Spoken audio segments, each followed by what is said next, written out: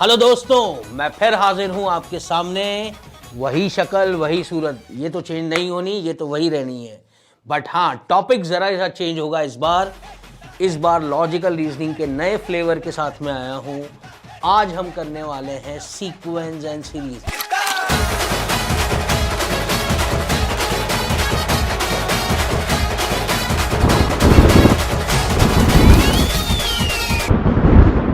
Sequence and series maths में भी angle जाता है इसका, एपी जीपी टाइप्स का। हम उसकी बात नहीं करेंगे, हम लॉजिकल सीक्वेंस की बात करने वाले हैं। लॉजिकल सीक्वेंस मतलब बहुत ज़्यादा मैथ्स के फॉर्मूले नहीं लगाने हैं, सिंपल सा दिमाग लगाना है, प्लस माइनस मल्टीप्लाई डिवाइड करके और आंसर आता है। तो चलिए चालू करते हैं हम आज का topic, that is sequence and series, या to be more precise logical sequence. ये बोलता हूँ ज़्यादा अच्छा रहेगा, नहीं तो आधे तो मैथ्स के नाम से वैसे ही फटी पड़ी रहती है, घबरा जाएंगे। तो लॉजिकल सीक्वेंस नाम देते हैं। एक सिंपल सा एग्जांपल तो मैं सामने रख रहा हूँ, तुम बोलोगे सर क्या पढ़ा रहे हो, बट पढ़ाना ज़रूरी है। यहाँ पे आपको आइडिया देना ज़रूरी है कि कुछ ट्रिक्स होती है, उनको सीखे हम। यदि मैं ऐसे नंबर तुम्हारे सामने लिख दूँ और तुमसे पूछूँ अगला नंबर क्या है, कोई भी बता देगा। 1 5 9 13 17, 1 से 5 4 का अंतर, 5 से 9 4 का अंतर, 9 से 13 4 का अंतर, 13 17 4 का अंतर। तो भाई 17 में भी 4 जोड़ दो, 17 में 4 जोड़ोगे तो सर आंसर 21 आएगा। आँख बंद करके आंसर यही है, बिल्कुल सही है। What do you mean by sequence? Sequence का मतलब क्या होता है? एक नंबर्स का अरेंजमेंट जो किसी एक पर्टिकुलर ऑर्डर में हो और कोई एक रूल फॉलो करते हो। यहाँ पे ऑर्डर है, असेंडिंग ऑर्डर में है नंबर, देख सकते हैं आप, एंड रूल इज 4 4 के डिफरेंस पे है। बस ये सीक्वेंस का मतलब है। अब ये सीक्वेंस कुछ भी हो सकती है।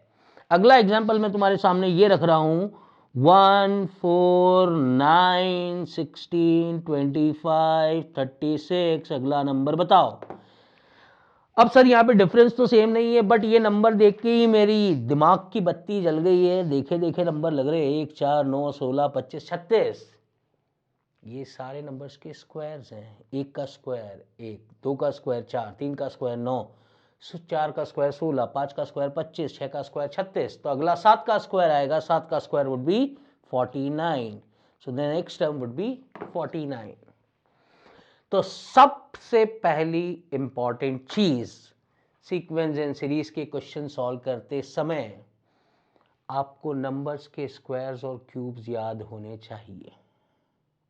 बेयर मिनिमम बता रहा हूं, 25 तक के स्क्वायर आपको सबको याद होना चाहिए। अभी मैं कराऊंगा फर्राटे से, 1 मिनट में 25 तक के स्क्वायर बोलने वाले हैं हम। अब भी बस 2 मिनट में, देखो 2 मिनट में आ रहा हूं मैं। और क्यूब्स भैया 10 तक याद कर लो तो अच्छी बात होगी, इसके आगे जितना करो कोई लिमिट ही नहीं है, स्काई इज द लिमिट।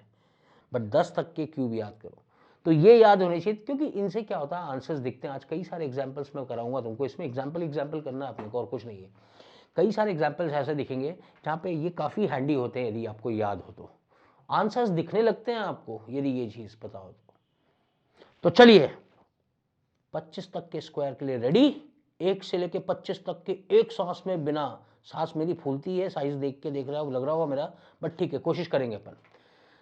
चलो 1 का स्क्वायर 1, 2 का स्क्वायर 4, 3 का स्क्वायर 9, 4 का स्क्वायर 16, 5 का स्क्वायर 25, 6 का स्क्वायर 36, 7 का स्क्वायर 49, 8 का स्क्वायर 64, 9 का स्क्वायर 81, 10 का स्क्वायर 100, 11 का स्क्वायर 121, 12 का स्क्वायर 144, 13 का स्क्वायर 169, 14 का स्क्वायर 196, 15 का स्क्वायर 225, 16 का स्क्वायर 256, 17 का स्क्वायर 289, 18 का स्क्वायर 324, 19 का स्क्वायर 361, 20 का स्क्वायर 400, 21 का स्क्वायर 441, 22 का स्क्वायर 484, 23 का स्क्वायर 529, 24 का स्क्वायर 576 और 25 का स्क्वायर 625।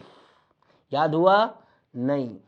इसको रिवाइंड करके 4 बार देखो, 100% याद होगा। एटलीस्ट मोटिवेशन तो मिलेगा यार कि अपने को भी ऐसे ही बोलना है। बस 25 तक अपन और आगे कर सकते हैं, बट इतना सफिशिएंट है, क्योंकि सीक्वेंस में 4-5 टर्म दे रहती है, छठी टर्म आपसे पूछते हैं।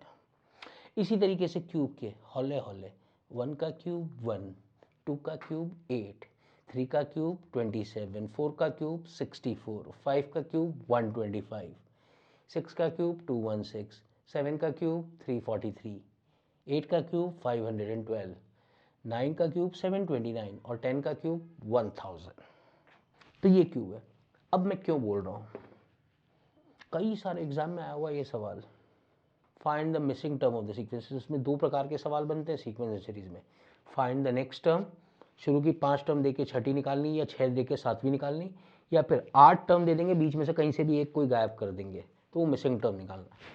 लॉजिक पे कोई फर्क नहीं पड़ना, सोचना उसी तरीके से है। तो either it is missing term और फाइंड द नेक्स्ट टर्म। अब यहाँ पे ये मिसिंग टर्म वाला है। दोस्त मेरे, यदि तेरी प्रैक्टिस है चीज़ों को समझने की, क्यूब्स और स्क्वायर्स याद है, तो ये सवाल मुझे दिखता है। मुझे तो ये दिखता है 1 का क्यूब -1, 2 का क्यूब -1, 3 का क्यूब -1, 1 का क्यूब 1 - 1 0, 2 का क्यूब 8 - 1 7, 3 का क्यूब 27 - 1 26, 4 का क्यूब 64 - 1। सो अगला हैज़ टू बी 5 का क्यूब -1, 5 का क्यूब 125, 125 - 1 124। ले भाई, आंसर रेडी है 124। तो ये अहमियत है स्क्वायर्स और क्यूब्स की, ये सबसे फंडामेंटल। अगला पॉइंट जो सीक्वेंस एंड सीरीज के सवाल में आपको ध्यान रखना है, यदि सीक्वेंस धीरे धीरे बढ़ती है या धीरे धीरे घटती है, धीरे धीरे, तो प्लस या माइनस के लॉजिक चलते हैं उसमें, कि कोई सेम नंबर से प्लस या माइनस हो रहा है। लेकिन यदि सीरीज तेजी से बढ़ती या घटती है, तो उसमें मल्टीप्लाई या डिवाइड के लॉजिक होते हैं, क्योंकि मल्टीप्लाई करने से जल्दी जल्दी चीज़ें बढ़ती है और डिवाइड करने से जल्दी जल्दी घटती है। एग्जाम्पल, फिर एक एग्जाम्पल से समझना बेहद आसान रहता है। जैसा कि हमने देखा था, यदि मैं ऐसा देखूं और आपसे पूछूं अगली टर्म क्या है। अब देखिए, नंबर धीरे धीरे बढ़ रहे हैं, 5 से 7, 7 से 11, 11 से 17, 17 से 25। तो आप देखिए, इन दोनों में 2 का अंतर है, इन दोनों में 4 का अंतर है, इन दोनों में 6 का अंतर है, इन दोनों में 8 का अंतर है। तो ये प्लस प्लस हो रहे हैं अंतर। तो यहाँ पे ऑब्वियसली बात है 10 का डिफरेंस होगा, तो आंसर आपका आना चाहिए 35। ये प्लस का लॉजिक, क्योंकि नंबर धीरे धीरे बढ़ रहे हैं। इसी तरीके से यदि धीरे धीरे घटते हैं तो माइनस का लॉजिक होगा। लेकिन यदि ऐसा कुछ है, ध्यान से देखिए, आपसे पूछा जाए कि बताइए क्या आंसर है इसका। अब देखिए, 3 से 7, 7 से सीधा 22, 22 से सीधा 89, 89 से अब 3 डिजिट का नंबर ही आएगा। अब इसमें शायद कुछ मल्टीप्लाई का लॉजिक होगा, क्योंकि सीरीज तेजी से बढ़ रही है। तो you need to be with the open mind, आपको इस चीज में दिमाग खुला रखना पड़ेगा। अब यहाँ पे लॉजिक क्या है, 3 into 2 plus 1, 7 into 2 plus 1, 7 into 3 plus 1, 7 या 21 और 1 22, 22 इंटू 4 प्लस 1, 22 चौक 88 प्लस 1 89। तो ऑब्वियस सी बात है, इस लॉजिक से आगे जाएंगे तो अगला आंसर आएगा 89 इंटू 5 प्लस 1, जो कि आता है 446। ठीक है, तो 446 वुड बी दी आंसर। तो दोस्तों, ये चीजें आपको समझ में आई कि सीरीज को पढ़ना कैसे है, एग्जामिनर के दिमाग में घुसना कैसे है। और एक आखिरी मेथड जो सीक्वेंस एंड सीरीज के अंदर चलता है, that is method of difference. शायद सबसे important method sequence and series का या लॉजिकल सीक्वेंस के क्वेश्चन का। कई सारे सवाल में दिमाग काम ही नहीं करता, और क्या प्लस हो रहा है, क्या मल्टीप्लाई हो रहा है, किसका स्क्वायर, किसका क्यूब, अजीब टाइप की सीक्वेंस दिखती है। तो ऐसे में हम क्या करते हैं, हम मेथड ऑफ डिफरेंस लगाते हैं। मेथड ऑफ डिफरेंस मतलब हम दो कॉन्जिक्यूटिव टर्म्स के बीच में डिफरेंस निकालते जाते हैं जब तक कि एक फिक्स पैटर्न नहीं मिल जाता, और उस पैटर्न पे हम आंसर निकालते हैं। दो कॉन्जिक्यूटिव टर्म्स के बीच में डिफरेंस एक लेवल पे नहीं मिलता, दूसरे लेवल पे निकालते हैं, दूसरे लेवल पे नहीं मिलता, तीसरे पे निकालते हैं। इस तरीके से हम करते हैं। फिर एग्जाम्पल, हर चीज एग्जाम्पल देनी पड़ती है।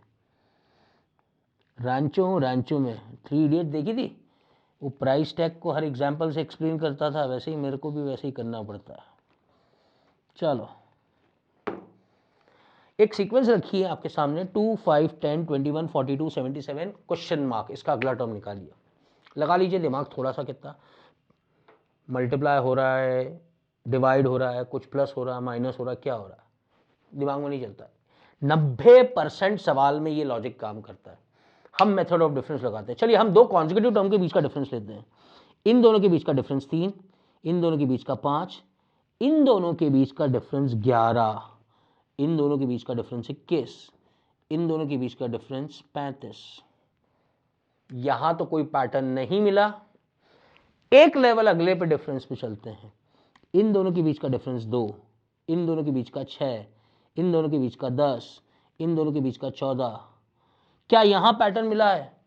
बिल्कुल दिख रहा है पैटर्न। 2 से 6 4 का डिफरेंस, 6 से 10 4 का डिफरेंस, 10 से 14 4 का डिफरेंस।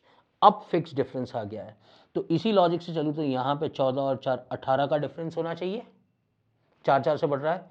चलिए 35 में 18 जोड़ते हैं तो हमें मिलता है 53। 53 मिला। इसका मतलब आंसर निकालने के लिए हमको अभी भी 77 में 53 जोड़ना पड़ेगा, तब जाके आंसर आएगा, क्योंकि डिफरेंस 4 4 से बढ़ रहा है। चलिए 77 में 53 जोड़ते हैं तो हमें कितना मिलता है? 7 और 3 10, हासिल आया 1, 12 और 1 13। सो इस सवाल का आंसर होगा 130। तो देखिए मैंने स्क्वायर क्यूब्स कुछ नहीं लगाया यहाँ पे, मेथड ऑफ डिफरेंस से आंसर निकाला। ऐसे ढेर सारे एग्जाम्पल हमारे सामने हो सकते हैं जहाँ पे हम मेथड ऑफ डिफरेंस लगा सकते हैं। तो दोस्तों ये सीक्वेंस एंड सीरीज के मज़े हैं इस तरीके से। कई बार अल्फ़ाबेट्स की भी सीक्वेंस बनाई जाती है, बट ठीक है, ज़्यादातर सवाल न्यूमेरिकल सीक्वेंस पे ही आते हैं। अल्फ़ाबेट सीक्वेंस के लिए आपको अंग्रेजी के अल्फ़ाबेट की जानकारी होनी चाहिए। ए की पोजीशन 1, बी की पोजीशन 2। यदि मैं एक एग्जांपल ले लूँ सिंपल सा, ए, फिर मैंने ले लिया डी, फिर ले लिया आई, फिर ले लिया लेट्स से पी, और आपसे पूछा अगला क्या है। तो अंग्रेजी वर्णमाला में, इंग्लिश अल्फ़ाबेट में इन नंबर्स की क्या पोजीशन है ये हम देखें। ए है 1, डी है 4, सी है 9, पी है 16। तो यदि इनका न्यूमेरिकल इक्विवेलेंट लिखते हैं, नंबर लिखते हैं, तो फिर आपको आंसर मिल जाता है 1 4 9 16। ये फिर स्क्वायर नंबर आ गए, तो अगला आंसर 25 होगा। 5 का स्क्वायर। 25वें नंबर पे कौन सा अल्फ़ाबेट आता है? Second last alphabet, that is Y. So इस सवाल का आंसर होगा वाई। तो ये नंबर्स को रिप्लेस कर दिया अल्फ़ाबेट से, बट लॉजिक तो वही है, न्यूमेरिकल वैल्यू निकाल के। So it could be numerical sequence, alphabetical sequence और अल्फ़ा न्यूमेरिक सीक्वेंस, दोनों का कॉम्बिनेशन भी हो सकता है। तो चलिए जल्दी से अब 5-7 क्वेश्चन सॉल्व करते हैं और इस टॉपिक को थोड़ा सा रीइंफोर्समेंट देते हैं, थोड़ा सा समझने की कोशिश करते हैं। थ्योरी हमने देख ही ली है। तो चलिए पहला क्वेश्चन आ रहा है आपकी स्क्रीन पे। बहुत दिनों बाद बोलने का मौका मिला है यार ये। 8 35, अगला नंबर मैं ले लेता हूँ 143, 575। चलो बताओ भाई क्या आएगा। सर सोचना सिखाओ, आप तो सवाल अवाल तो बहुत लिखते हो, सोचना भी सिखाओ। चल सोचना सिखाता हूँ भाई। 8 से 35, 35 से 143, 143 से 575। तेजी से बढ़ रहा है नंबर। तो 8 से 35, एक फिर 3 डिजिट का, फिर 500 में पहुंच गया, अब शायद 1000 में ही पहुंच जाए। और ऑप्शन देख ले, ऑप्शन भी 1000 में ही है, 4 डिजिट के नंबर है। इसका मतलब तेजी से बढ़ रहा है। तेजी से बढ़ रहा है मतलब मल्टीप्लाई का लॉजिक होना चाहिए। मल्टीप्लाई का लॉजिक मतलब आप समझते हैं, 8 को कितने बार मल्टीप्लाई करें तो 35 के आसपास पहुंचेगा? 4 बार। 8 चौक 32 प्लस 3 35। लिखते तो हैं, देखते हैं मिलता है कि नहीं। तो 8 चौक 32 प्लस 3 35 आया ये। ओके। 35 से 140, 35 चौक 140 होता है, प्लस 3 43। तो 35 इंटू 4 प्लस 3, इतने में तो दुनिया जीत ली मेरे भाई। दो टर्म में सेम पैटर्न चल रहा है, मतलब यही पैटर्न चलना है। ज़रा चेक करें, 143 इंटू 4 प्लस 3 क्या आता है? बिल्कुल 575 आता है। तो मेरा उत्तर हो जाएगा 575 इंटू 4 प्लस 3।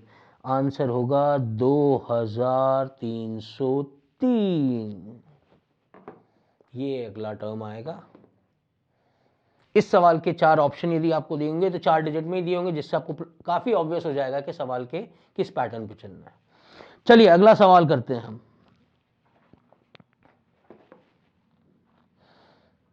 ये थोड़ा सा अलग टाइप का सवाल मैं लेता हूं आपको, देखते हैं आपका दिमाग कैसे चलता है।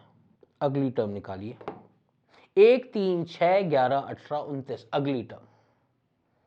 इसको करेंगे अपन मेथड ऑफ डिफरेंस। जब कुछ नहीं सीखे तो रामबाण क्या है? Method of difference.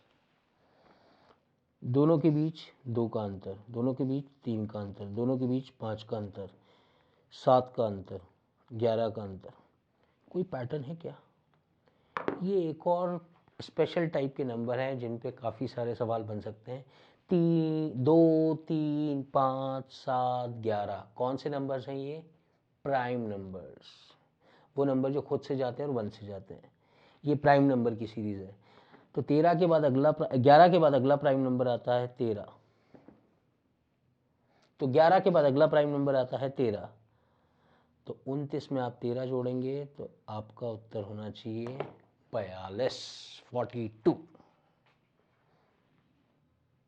तो ये मेथड ऑफ डिफरेंस और प्राइम नंबर का कॉम्बिनेशन। ओके, अगला सवाल मैं नए पैटर्न पे करा रहा हूं। Find the wrong term of the sequence. एक बिल्कुल नए लॉजिक के साथ ये सवाल पेश है। Wrong term of the sequence, अब ये क्या बला है? अभी तक हम अगली टर्म निकालने थे या बीच वाली टर्म। इसके अंदर आपको 5-6 टर्म दे दी और आपको पता लगाना है कि इस सीक्वेंस में कौन सी टर्म गलत है जो उस पर्टिकुलर लॉजिक को मैच नहीं करती। चलिए, पहली टर्म दी मैंने 123, दूसरी टर्म दी 235, अगली टर्म दे दी 437, अगली टर्म दे दी 516, अगली टर्म दे दी 728 और आखिरी टर्म दे दी मैंने 819। और आपसे इन 6 टर्म में से पूछा कि कौन सी टर्म रॉन्ग है। इसको कई जगह पे ऑड वन आउट भी बोला जाता है कि ऑड वन आउट मतलब कौन सा मेल नहीं खाता, बाकी सबसे अलग है, विरलाई। ठीक है, तो अब इसके बाद